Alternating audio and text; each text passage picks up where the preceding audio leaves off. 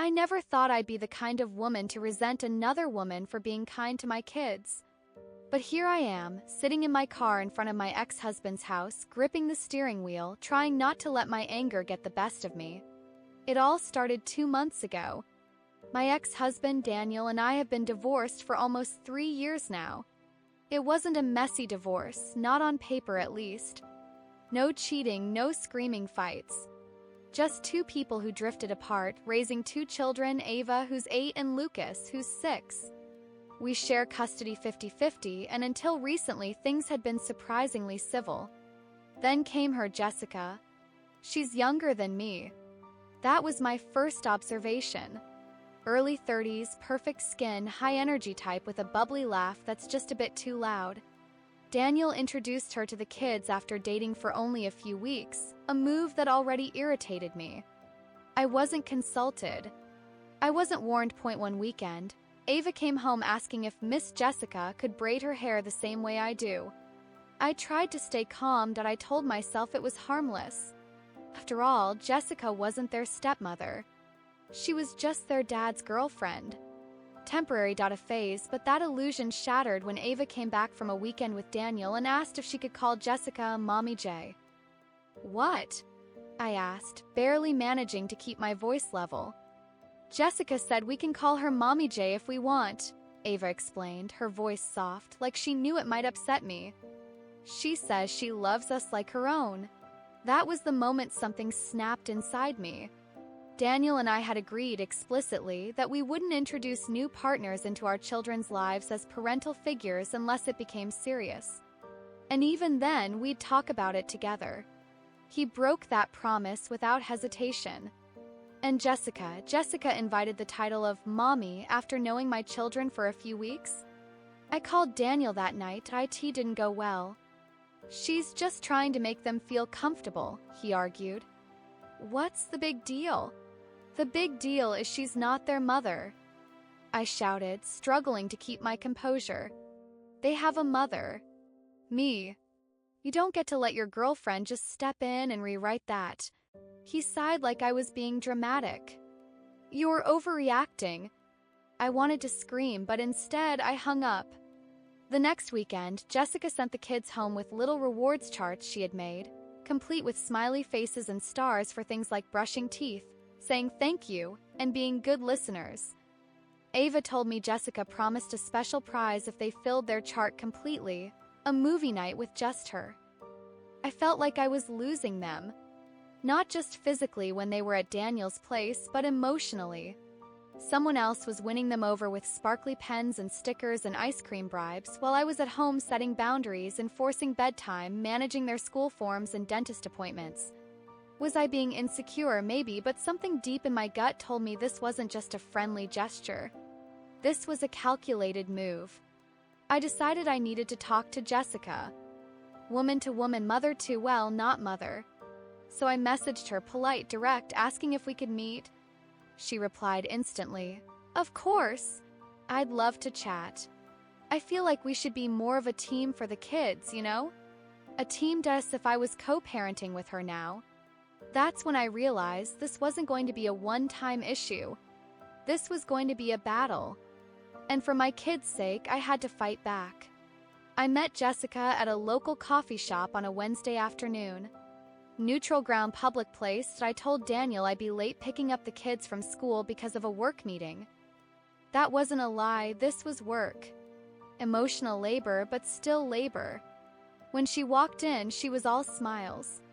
Glossy ponytail, pastel sweater, carrying some eco-friendly water bottle that looked like it cost more than my entire purse. She gave me a little wave before sliding into the seat across from me. "Hi," she chirped. "I'm really glad we're doing this. Co-parenting is so important." I took a slow breath. "I want to be clear, I'm not co-parenting with you. I co-parent with Daniel." "You're dating him." "That's different." Her smile didn't falter, but I saw the faint flicker of something in her eyes. Surprise? Irritation? "Of course," she said sweetly. "I just meant I'm around the kids a lot, so I want to be supportive in any way I can." "You can be supportive," I said, trying to keep my voice calm. But there are boundaries. You're not their mother. They already have one. And you encouraging them to call you Mommy J is confusing for them and disrespectful to me. Jessica blinked. Ava started calling me that on her own. No, she didn't, I shot back, my patience thinning. Ava told me you suggested it. She looked down at her drink and swirled it a little before answering. I didn't force her, she said. She just asked if she could call me something special, and I said Mommy J was okay. It's just a nickname. I sat back and crossed my arms. It's not just a nickname when it blurs the line between who's a parent and who isn't. Do you understand how that can make a child feel torn? Or how it undermines me as their mother? Jessica nodded slowly, but she didn't apologize. I'm not trying to replace you, she said. But I do love them. And I think it's beautiful when kids have more than two adults who care about them. Isn't that a good thing? My stomach turned. There's a difference between loving a child and trying to become their parent, I said firmly. You can care about them. Great. But you don't get to discipline them, make rules, or decide what they call you. She gave a little shrug, like this was all academic to her. Well, Daniel said he's fine with it. And there it was. Daniel, the man who had never once braided Ava's hair, who had no idea what Lucas's favorite bedtime story was, who let me handle 90% of the parenting during our marriage, he was suddenly okay with someone else stepping into the mother role, as long as it meant less effort for him. I stood up. This isn't a negotiation, I said. If you love my kids, you'll respect their actual mother. Stop trying to play house. If it happens again, I'll take legal steps. Jessica looked up at me, stunned. Wow, I didn't realize you were so territorial. I leaned forward just slightly. I'm not territorial. I'm a mother. And that's not a title I'm sharing. With that, I left. But the thing is, I didn't feel triumphant walking out of that coffee shop. I didn't feel strong or empowered. I felt rattled. Because even though I'd stood up for myself, I knew this wasn't the end. Jessica was too polite, too composed, the kind of woman who smiled while digging her heels in deeper. And Daniel, he'd always preferred people who didn't challenge him. Which meant Jessica was exactly the kind of woman he'd protect, even at my expense. The next weekend would prove it. 'Cause that's when I found out Jessica had signed Ava up for a gymnastics class. Without telling me. I found out about the gymnastics class by accident. It was Sunday evening that I had just picked the kids up from Daniel's place. Ava was buzzing with excitement, practically vibrating in the back seat. Mom, guess what? She chirped. I did a back bend today. That's awesome, sweetie, I smiled through the rearview mirror. Where did you learn that? At gymnastics class, she beamed. Jessica signed me up. I even got a leotard. It's pink with sparkles. I nearly slammed on the brakes. You? What? Gymnastics. Every Saturday morning. Jessica says I'm really talented already. I want to show you my cartwheel when we get home. I didn't even respond, and I just drove the rest of the way in stunned silence, nodding occasionally as Ava talked about how Jessica sat on the floor with the other moms and clapped louder than anyone else. By the time we got home, I was shaking. She signed my daughter up for a class.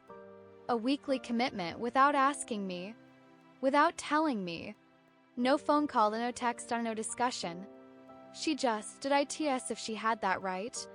I texted Daniel immediately. Me, did you know Jessica signed Ava up for gymnastics? He replied a few minutes later. Daniel, yeah, she mentioned it. Ava really wanted to try it. Me, and neither of you thought to ask me? Daniel, I figured it was harmless. Why are you so mad about everything? Me, because it's a parenting decision. That's not Jessica's place. Daniel, you're overreacting. Ava's happy. Isn't that what matters? I didn't respond because if I had, I might have said something I couldn't take back. Instead, I stared at my phone for a long time, thinking about all the little things that had added up over the past few weeks. The bedtime routine she changed. The book she replaced, the new house rules Ava mentioned offhandedly, and now extracurricular activities. It wasn't just about gymnastics. It was about being erased. Bit by bit, Jessica was replacing me, and Daniel was letting her. I watched Ava do her cartwheel in the living room that night. She looked so proud, so innocent. She didn't see what was happening. She didn't need to. It wasn't her burden to carry. That night, after the kids were in bed, I sat on the couch and cried. Not because of Jessica, because I was starting to wonder if maybe I was overreacting. Was I just insecure? Was I threatened by the fact that my kids liked her? That she was doing things with them that I used to do? That she was filling a role they didn't even realize was being taken? But then something snapped me back to reality. Ava came out of her room holding her favorite stuffed animal, Mr. Paws. She climbed into my lap, her little face sleepy. "Mom," she asked, "can Jessica come to the Mother's Day event at school?" I blinked. "What?" She said if you're busy, she can come. My heart broke in a way I didn't know was possible. I tucked her hair behind her ear and said softly, "Sweetheart, I will always be there." Always. She nodded, satisfied, and drifted off to sleep in my arms. But inside, I was done. No more polite text, no more smiling through disrespect. Jessica wanted to play mother? She was about to learn what real motherhood looked like, claws and all. The next morning, I dropped the kids at school like usual.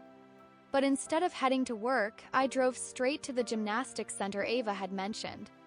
It wasn't hard to find. Jessica had even posted photos on her Instagram, a public account no less, cheering for Ava in the front row, captioned, "So proud of my little champion." I walked into the office, introduced myself, and asked to speak to the coordinator. "Hi," I said firmly. "I'm Ava Parker's mother. I need to confirm who enrolled her and under what authorization." The receptionist clicked around on her computer. "Oh yes, Ava. She's adorable. She's registered under Jessica Monroe." I clenched my jaw. Jessica Monroe is not her legal guardian.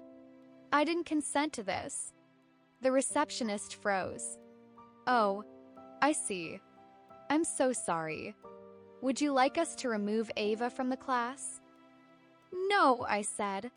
"Ava loves it. But from now on, no decisions are to be made without my explicit approval. Put my number on file. Only I or her father may authorize anything. Not Jessica." I left with a copy of the registration form Jessica had signed. And yes, she had written guardian in the relationship field. I took a photo of it and sent it to Daniel. "Me, just so you know, your girlfriend is signing legal documents pretending to be our daughter's guardian. Do you want to explain this, or should I take it to my lawyer?" This time, he called me. "Look, I didn't know she did that," he said quickly. She thought she could act like their mother because you let her," I interrupted. "Do you realize how reckless that is? If something happened, she'd be legally liable, and so would you." There was a pause, then, "Okay, you're right. I'll talk to her." But I wasn't done. That week, I contacted my lawyer and updated our custody agreement.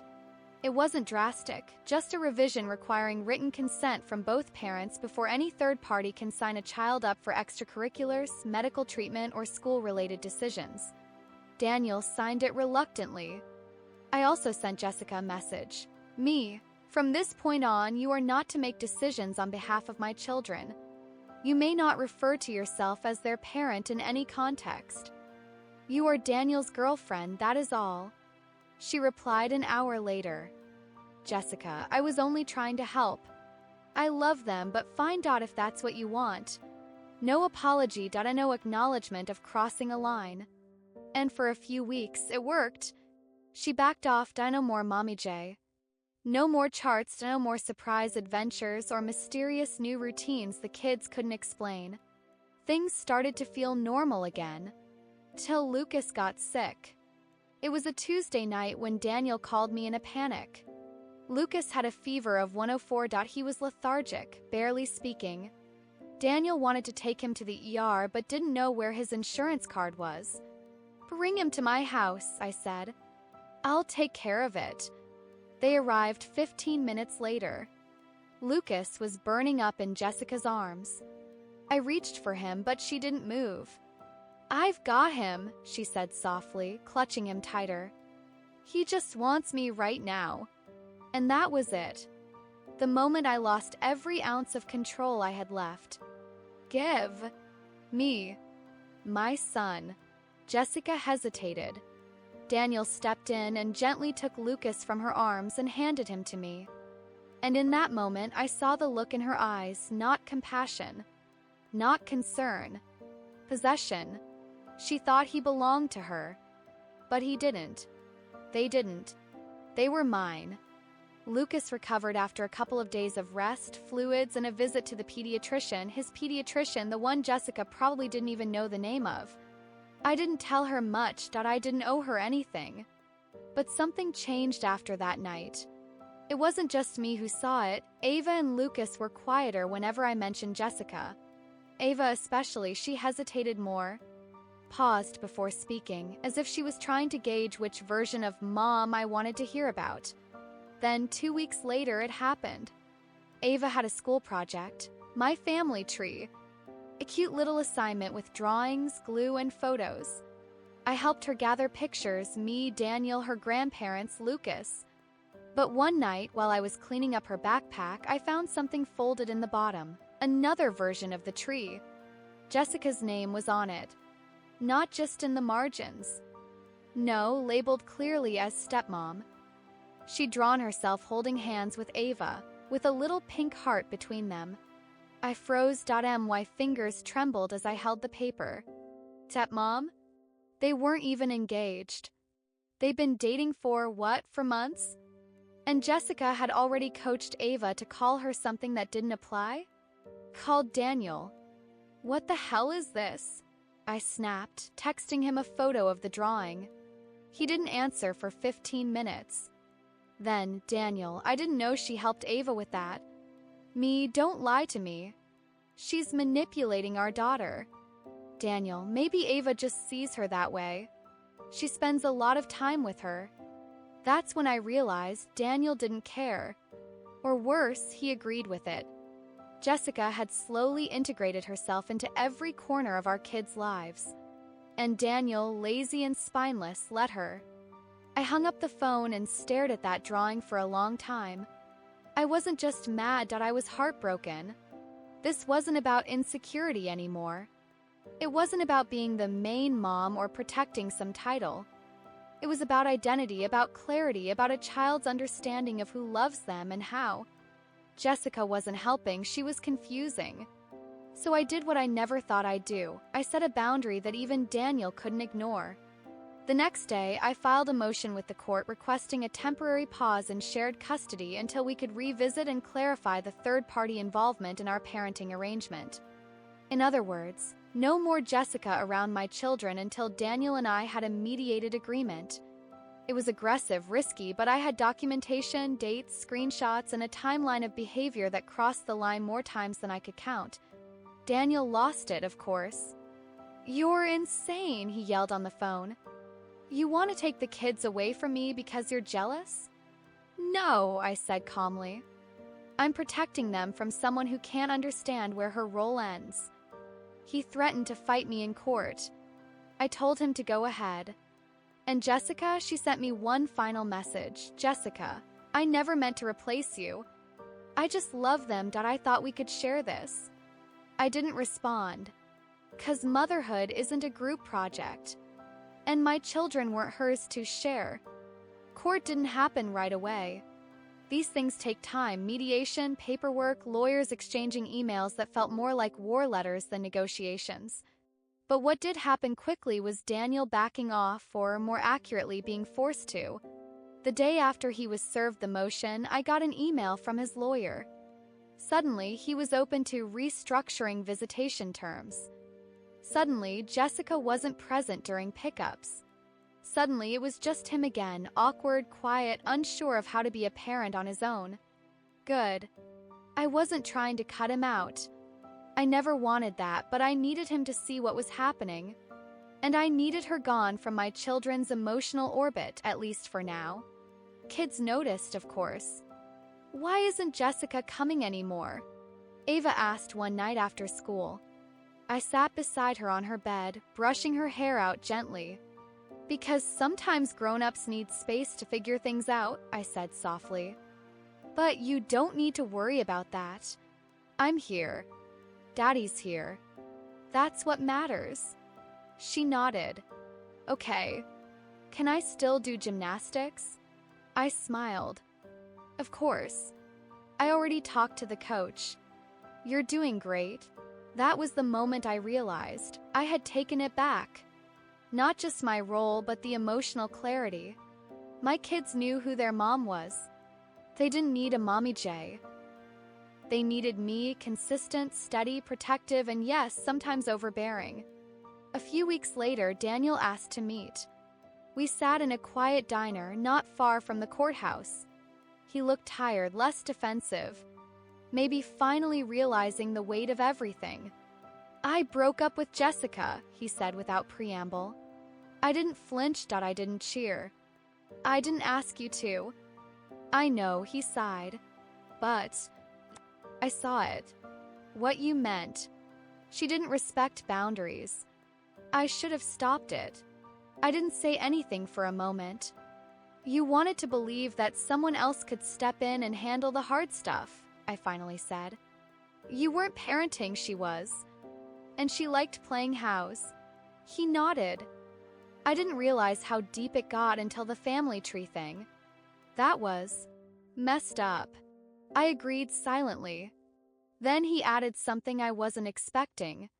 "Ava told me the other day that she was scared to tell you she liked Jessica because she thought it would make you mad."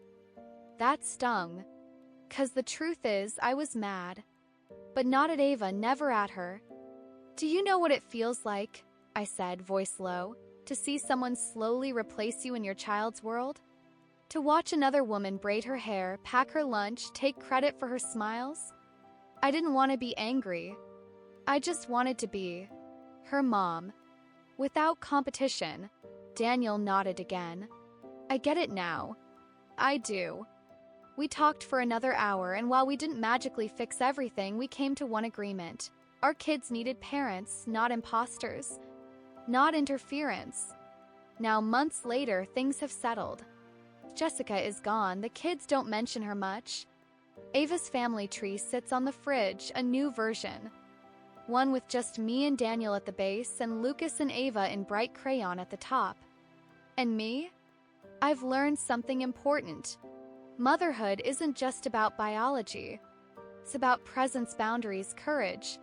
It's about knowing when to share love and when to defend it like your life depends on it. 'Cause sometimes it does.